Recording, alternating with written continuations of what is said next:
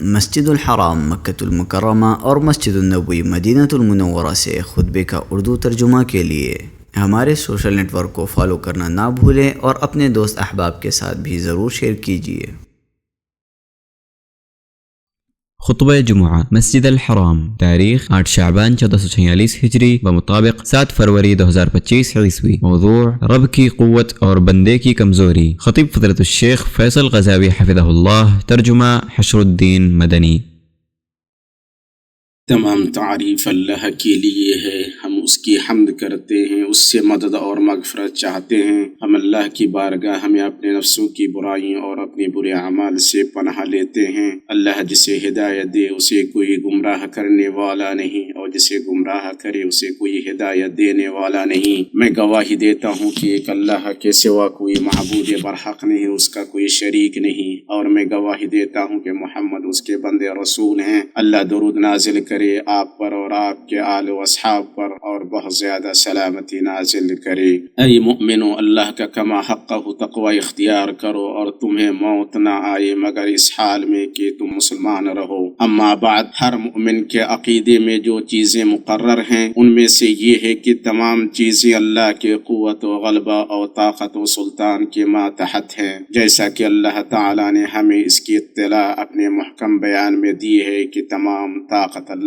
کے لیے ہے۔ سو تمام قسم کی طاقت اللہ تعالیٰ کے لیے ثابت اور مقرر ہے۔ وہ اکیلا تمام قوتوں کا مالک ہے، اس لیے ضروری ہے کہ مومن کا دل اس طاقتور زور اور اللہ سے جڑ جائے، کیونکہ اس کی قدرت ہر قوت پر فائق اور اس کی طاقت ہر طاقت پر غالب ہے۔ بے شک تیرا رب طاقتور غلبہ والا ہے۔ اس لیے مومن کو یقین ہوتا ہے کہ اللہ تعالیٰ کو کوئی چیز عاجز نہیں کر سکتی، نہ اس پر کوئی چیز غالب آ سکتی ہے، نہ اس سے کوئی چیز چھپ سکتی ہے۔ وہ ہر چیز پر قادر ہے، ہر چیز کا مالک ہے، ہر چیز کا احاطہ کیے ہوا ہے، ہر چیز کا جاننے والا ہے۔ وہ جو چاہتا ہے کر گزرتا ہے، اور جو چاہتا ہے فیصلہ کرتا ہے۔ اللہ کے بندوں، قوت کی فقہ میں سے یہ ہے کہ اس پوری کائنات کی تدبیر اللہ تعالیٰ کے ہاتھ میں ہے، اور اس کے سوا جو ہے وہ اپنے لیے کسی قوت و طاقت کا مالک ہے، نہ نفع نقصان کا، نہ موت و زندگی کا، اور نہ دوبارہ زندہ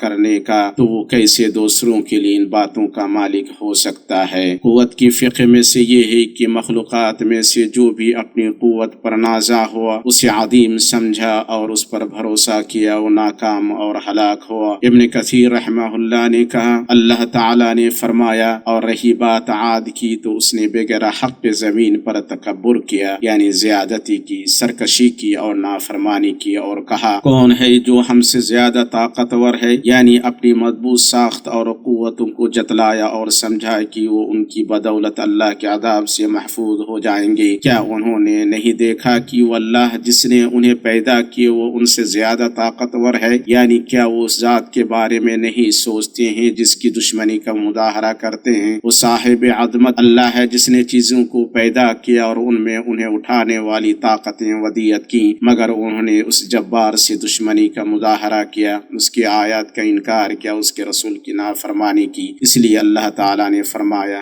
بالآخر ہم نے ان پر ایک تیز و تند آندھی چلائی۔ بھائیو، انسان ہر اعتبار سے اور اپنے ہر معاملے میں کمزور ہے۔ اللہ تعالیٰ نے فرمایا، اور انسان کو کمزور پیدا کیا گیا۔ ابن قیم رحمہ اللہ نے آیت کے مطلب کے سلسلے میں وارد اقوال کا ذکر کرنے کے بعد لکھا ہے، صحیح یہ ہے کہ انسان کی کمزوری ان تمام باتوں کو شامل ہے، بلکہ اس کی کمزوری اس سے بھی زیادہ ہے۔ وہ کمزور ساخت، کمزور طاقت، کمزور ارادہ، کمزور علم، کمزور صبر والا ہے۔ اس کمزوری کے باوجود آفتیں اس تک نشیبی زمین میں سیلاب کے بہنے سے بھی زیادہ تیز پہنچتی ہے۔ سو مجبوراً ضروری ہے کہ کوئی حفاظت کرنے والا مددگار ہو جو اسے تقویت پہنچائے، اس کی مدد و حمایت کرے۔ اگر یہ معین و مددگار اس سے دستبردار ہو جائے تو اس کے لیے ہلاکت اس کے نفس سے بھی قریب ہے۔ اللہ کے بندو، کمزور بندہ کیسے اپنی توانائی اور طاقت پر مغرور ہو سکتا ہے اور یہ بھول سکتا ہے کہ اس کی حالت کیسی تھی اور اس کا انجام کیا ہونے والا ہے؟ اللہ تعالیٰ نے فرمایا، اللہ تعالیٰ وہ ہے جس نے تمہیں کمزوری کے حالت میں پیدا کیا، پھر اس کمزوری کے بعد توانائی دی، پھر اس توانائی کے بعد کمزوری اور بڑھاپا دیا۔ جو چاہتا ہے پیدا کرتا ہے، وہ سب سے پورا واقف اور سب پر پورا قادر ہے۔ سعدی رحمہ اللہ نے کہا اس کی حکمت میں سے یہ ہے کہ وہ بندے کو اس کی کمزوری دکھاتا ہے کہ اس کی توانائی دو کمزوریوں سے گھری ہے اور اسے اس کے نفس میں کمی حاصل ہوگی۔ اگر اللہ تعالیٰ اسے تقویت نہیں دیتا تو توانائی و طاقت تک نہیں پہنچ پاتا، اور اگر اس کی طاقت بڑھتی رہتی تو ظلم و زیادتی کرتا اور سرکشی کرتا۔ بندوں کو اللہ کی اس کمالی قدرت کو جان لینا چاہیے جو ہمیشہ جاری رہنے والی ہے۔ اس سے وہ چیزوں کو پیدا کرتا ہے، معاملات کی تدبیر کرتا ہے، اسے کسی بھی اعتبار سے عاجزی، کمزوری اور کمی لاحق نہیں ہوگی۔ بھائیو، اپنی طاقت پر انسان کے غرور کو جو چیزیں دفع کرتی ہیں ان میں سے یہ ہے کہ وہ یہ جان لے کہ یہ طاقت اللہ کی طرف سے اس پر احسان اور اس کے پاس امانت ہے تاکہ اس کا حق ادا کرے۔ اس پر اترانا اس کی نعمت کی ناشکری ہے۔ اس لیے جب اللہ کے نبی سلیمان علیہ السلام نے پلک جھپکتی ہی بلقیس کے تخت کو حاضر کر لیا تو کہا یہ میرے رب کا فضل ہے تاکہ مجھے آزمائے کہ میں شکر گزاری کرتا ہوں یا نہ شکری، یعنی تاکہ مجھے آزمائے کہ میں اس پر اس کا شکر ادا کرتا ہوں اور اعتراف کرتا ہوں کہ یہ اس کا فضل ہے جس میں میری کوئی کوشش و طاقت نہیں، یا میں اس کا شکر ادا نہ کر کے کفر کرتا ہوں۔ مومن اپنی قوت اور عظیمت اپنے رب تعالی سے حاصل کرتا ہے اور اپنی توانائی اور قوت سے برات کا اظہار کرتا ہے، اور وہ جانتا ہے کہ اللہ کے بغیر اس کی نہ کوئی طاقت ہے، نہ حالت بدلنے کی کوئی استطاعت، اور وہ اللہ کی تائید کے بغیر کچھ کرنے کی طاقت نہیں رکھتا ہے۔ یہ وہ چیز ہے جس کا اقرار اللہ کے لیے یکسوئی اور تواضع برتنے والے لوگ ہی کرتے ہیں، جیسا کہ اللہ کے نبی شعیب علیہ السلام نے کہا میری توفیق اللہ ہی سے ہے، یعنی حق اور درست کو پانے کی میری توفیق اللہ کی ہدایت اور مدد ہی سے ہے، میری اپنی استطاعت و طاقت سے نہیں۔ اور جن چیزوں کے ذریعے قوتوں کو کمال کی حالت تک پہنچایا جاتا ہے ان میں سے استغفار اور توبہ ہے۔ اللہ تعالیٰ نے ہود علیہ السلام کے قول کو بیان کرتے ہوئے فرمایا اے میری قوم اپنے رب سے بخشش مانگو، پھر اس کی بارگاہ میں توبہ کرو، وہ تم پر آسمان سے موسلا دھار بارش برسائے گا اور تمہاری قوت کے اوپر قوت بڑھا دے گا، اور مجرم بن کر نور گردانی نہ کرو۔ اللہ کے بندو، جس طرح ذکر الہی دل اور جسم کو قوت بخشتا ہے اسی طرح یہ نفس کو ثابت قدمی عطا کرتا ہے، دل کو اطمینان اور انسان کو عزم و حوصلہ دیتا ہے، نیز جسم کو بھی مضبوط بناتا ہے۔ نبی کریم صلی اللہ علیہ وسلم نے اپنی بیٹی فاطمہ اور ان کے شوہر علی رضی اللہ تعالی عنہما کو نصیحت فرمائی کہ وہ سوتے وقت 33 بار سبحان اللہ، 33 بار الحمدللہ اور 34 بار اللہ اکبر کہیں، اور آپ صلی اللہ علیہ وسلم نے انہیں یہ بھی بتلایا کہ ان کے لیے خادم سے بہتر ہے۔ علی رضی اللہ تعالی عنہ فرماتے ہیں میں نے جب سے نبی کریم صلی اللہ علیہ وسلم سے سنا اسے کبھی نہیں چھوڑا۔ ان سے پوچھا گیا کیا جنگ صفین کی رات بھی نہیں؟ تو فرمایا صفین کی رات بھی نہیں۔ اس حدیث میں اس بات کی دلیل ہے کہ ذکر الہی بدن کو قوت بخشتا ہے اور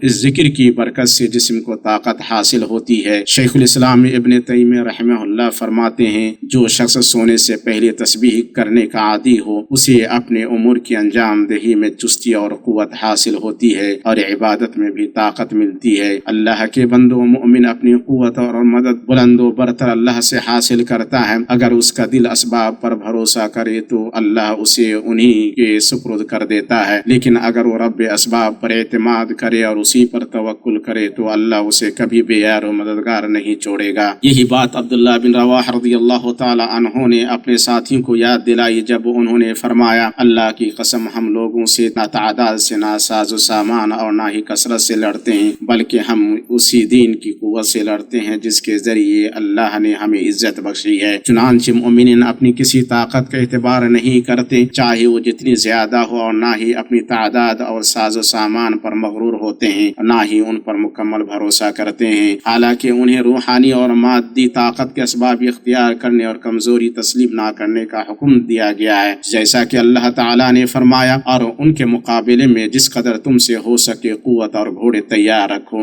اور جب بھی کسی نے اپنی طاقت اور کثرت پر غرور کیا تو یہ اسے کچھ فائدہ نہ دے سکا، جیسا کہ غزوہ حنین میں صحابہ کرام رضی اللہ تعالی عنہم کے ساتھ ہوا۔ جب کہا گیا آج ہم تعداد میں کم ہونے کی وجہ سے مغلوب نہیں ہوں گے تو ابتدائی مرحلے میں انہیں شکست کا سامنا کرنا پڑا، لیکن جب وہ سنبھلے تو اللہ نے انہیں فتح عطا فرمائی۔ اللہ کے بندوں، اور قوت کی فقہ میں سے یہ ہے کہ فتح و غلبہ کا پیمانہ دل ہے، محض مادی قوت نہیں۔ اللہ تعالیٰ نے فرمایا ہم ان قریب کافروں کے دلوں میں روب ڈال دیں گے، اور فرمایا تاکہ وہ تمہارے دلوں کو مضبوطی عطا کرے۔ اسی طرح امت اسلامیہ کی طاقت اور استحکام اس کی وحدت और इत्तेहाद पर कायम है और इख्तिलाफ व तफरका नाकामी और हैबत व गलबे के जवाल का सबब है, जैसा कि अल्लाह ताला ने फरमाया, और आपस में झगड़ा ना करो वरना तुम नाकाम हो जाओगे और तुम्हारी हवा उखड़ जाएगी। भाइयों, कुव्वत की फ़िक़्ह में से एक अहम नुक्ता वो है जो नबी करीम सल्लल्लाहु अलैहि वसल्लम की इस फरमान में है, मजबूत मोमिन कमजोर मोमिन से बेहतर और अल्लाह के नज़दीक ज़्यादा महबूब है और हर एक में भलाई है। नबी करीम सल्लल्लाहु अलैहि वसल्लम ने कवी मोमिन को दईफ मोमिन पर फजीलत दी, हालांकि दोनों में भलाई मौजूद है। इसकी वजह यह है कि कवी मोमिन ज़्यादा नफ़ा बख्श और ज़्यादा मुअस्सिर होता है, क्योंकि वो अपनी ताकत को मुफीद कामों में सर्फ करता है, अपनी ज़ात के लिए नफ़ा हासिल करता है, मुसलमानों के मफादात की तकमील करता है, उनके लिए भलाई का जरिया बनता है, दुश्मनों पर फतह हासिल करने और दीन का दिफा करने में किरदार अदा करता है और बातिल व अहले बातिल को मगलूब करता है। उसकी जिस्मानी कुव्वत, ईमानी कुव्वत और अमली कुव्वत से फ़ायदा उठाया जाता है। और जानना चाहिए कि बदन की कुव्वत अपने आप में ना ही काबिल सताइश है और ना काबिल मजम्मत। अगर इंसान इस कुव्वत को उन चीज़ों में इस्तेमाल करे जिनसे उसे दुनिया व आखिरत में फ़ायदा मिलता है और उन अमाल और ताअत में लगाए जिन्हें अल्लाह पसंद करता है और जिनसे वो राज़ी होता है, तो ये कुव्वत काबिल सताइश है। और अगर उस कुव्वत से अल्लाह की मासियत पर मदद लेता है, जैसे लोगों पर जुल्म करना और उन्हें नुकसान पहुँचाना, तो ऐसी सूरत में कुव्वत काबिल मजम्मत है। कुव्वत की फ़िक़्ह में से वो है जिसे अल्लाह के नबी सल्लल्लाहु अलैहि वसल्लम ने अपने इस कौल में बयान किया, पहलवान वो नहीं जो पछाड़ दे, पहलवान वो है जो गुस्से के वक्त खुद पर काबू रखे। पता चला कि हकीकतन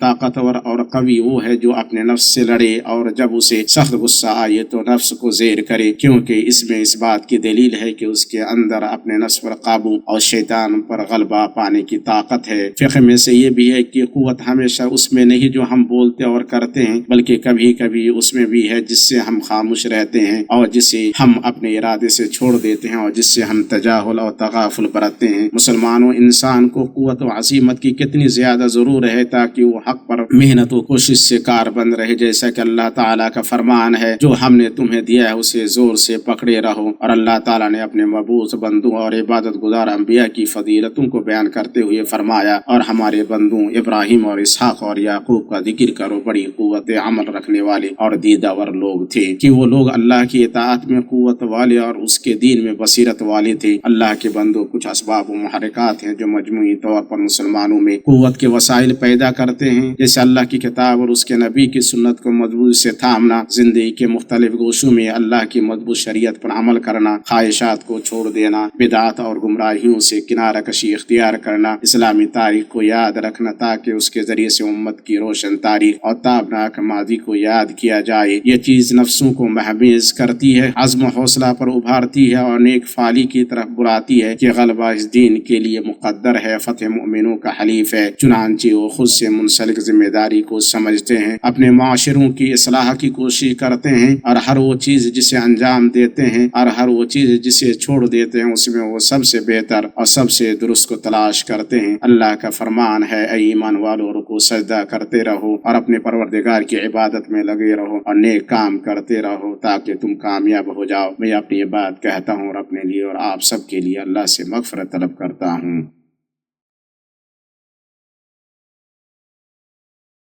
हर किस्म की तारीफ़ अल्लाह के लिए है जो क़ुव्वत व जबरूत वाला है। मैं उस पाक ज़ात की हम्द बयान करता हूँ और उसका शुक्र बजा लाता हूँ, उसकी जनाब में तौबा करता हूँ और उससे मग़फ़िरत तलब करता हूँ। और मैं गवाही देता हूँ कि एक अल्लाह के सिवा कोई माबूद बरहक़ नहीं, उसका कोई शरीक नहीं, वो जिंदा जावेद है, उसे मौत नहीं आएगी। और मैं गवाही देता हूँ कि मोहम्मद अल्लाह के बंदे, उसके रसूल हैं। दुरूद व सलाम और बरकत नाजिल हो आप पर और आपके आल व असहाब पर और बहुत ज़्यादा सलामती नाजिल हो। अम्मा बाद, अल्लाह के बंदो, मुसलमान की ज़िंदगी में क़ुव्वत के मुतअद्दिद मज़ाहिर हैं, जैसे ईमान और उसे मजबूती से पकड़ने की क़ुव्वत, सही अक़ीदा और दुरुस्त मनहज की क़ुव्वत, दीन पर साबित कदमी और हक़ को मजबूत थामने की क़ुव्वत, नफ़ा बख्श इल्म से हासिल होने वाली बसीरत की क़ुव्वत, इबादत और इताअत और भलाई के मामले में बाहम सबक़त ले जाने की क़ुव्वत, तकलीफ दे तकदीर और मुसीबत पर सब्र, अल्लाह के लिए मशक्क़तों को बर्दाश्त करने की क़ुव्वत, अज़ीमत व इरादा, शहवतों से बचने और नफ्स पर काबू پانے کی قوت، فکر و رائے اور معاملات کو ان کی درست جگہ رکھنے کی قوت، ذمہ داریوں کو ادا کرنے اور امانتوں کی حفاظت کی قوت، اللہ کی طرف دعوت دینے، خیر خواہی کرنے، بھلائی کا حکم دینا اور برائی سے روکنے کی قوت۔ اللہ کے بندو، اللہ کی کتنی عظیم نعمت ہے اس شخص پر جو اپنی محنت اور طاقت کو جائز راستے میں صرف کرتا ہے، اپنی زندگی میں اپنے اعضاء و جوارح اور قوتوں سے لطف اندوز ہوتا ہے اور اپنی طاقت اور چستی کو کمزوری اور عاجزی سے پہلے غنیمت جانتا ہے۔ بعض علماء ایسے بھی تھے جنہوں نے 100 سال سے زیادہ عمر پائی اور وہ اپنی قوت اور عقل سے لطف اندوز ہوتے رہے۔ ان سے ان کے بارے میں پوچھا گیا تو انہوں نے کہا، ہم نے نوخیزی میں ان اعضاء و جوارح کو گناہ سے محفوظ رکھا تو اللہ نے بڑھاپے میں انہیں ہمارے لیے محفوظ رکھا۔ اللہ کے بندو، ہم شعبان کے مہینے میں ہیں جو رمضان کے لیے پیش خیمہ ہے، اور اس مہینے میں نبی صلی اللہ علیہ وسلم سے کثرت کے ساتھ روزے رکھنا ثابت ہے۔ ابن رجب رحمہ اللہ شعبان کے روزے کی حکمت بیان کرتے ہوئے فرماتے ہیں، شعبان کے روزے رمضان کے روزوں کی مشق کے طور پر ہیں تاکہ رمضان کے روزوں میں مشقت اور دشواری نہ ہو، بلکہ انسان پہلے سے ہی